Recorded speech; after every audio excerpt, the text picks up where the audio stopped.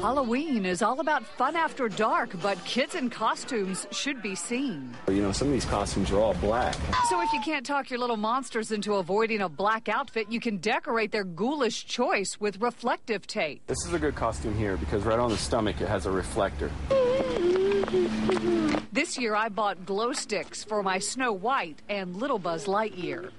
And there are rules for you mask wearers. You want one that's fitted with large holes for the eyes. And if possible, avoid allowing your child to wear anything that covers his or her entire face. Well, this is a very good costume. J.B. Mason with Features Costumes points out the heavy full-face masks can cause breathing issues for some. If it is going to be a mask, you want it to be close to the face where they have good view and a good way to breathe. You also want to go with flame retardant costumes. Look for it on the label. So flame retardant basically means if the child comes into contact with a heat source, that clothing might start to smolder, but it won't actively burn. Tampa Fire Department Captain Bill Wade says fire danger is something you should be thinking about when you're decorating as well. Please don't use dried out items inside of your home, such as corn stalks or dried flowers. These things tend to be very flammable and burn very quickly. And definitely dress for the weather.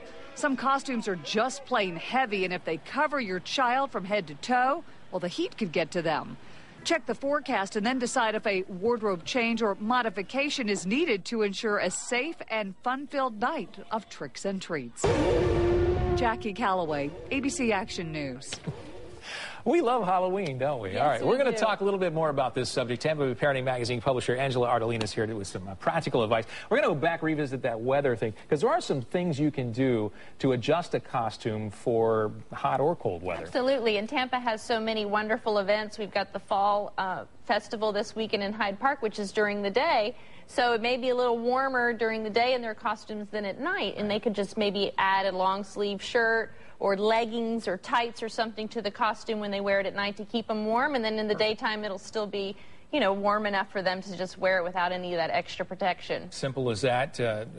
We heard one of the firefighters mention a moment ago, important fire retardant costumes, really important. Absolutely. And the reason that's so important for costumes is because people still use pumpkins, candles and pumpkins and luminaires along their walkways that are still with flames. So it's important that the kids don't have something hanging off that could catch on fire or something like that. And a lot of times parents might not think about this, but a homemade costume might not be the safest choice. It should be just as safe as something that they're wearing when they're going to school or out with friends. The problem with Halloween is kids get excited, they're in costumes, people driving on the roads aren't used to it, so it's good for them to be comfortable, be able to see, maybe have something like she had the glow sticks that lit it up, or putting reflector tape on, and understanding and teaching the child the reason we're doing this is because we're out at night and we need to be defensive when crossing the street, or why we're looking out for cars, because we can't always assume that they'll see us. Yeah, a lot of new parents like to dress up babies, but it's really important to baby-proof those costumes. Absolutely. Make sure they don't have any embellishments or beads or something that they can pick off that would become a choking hazard,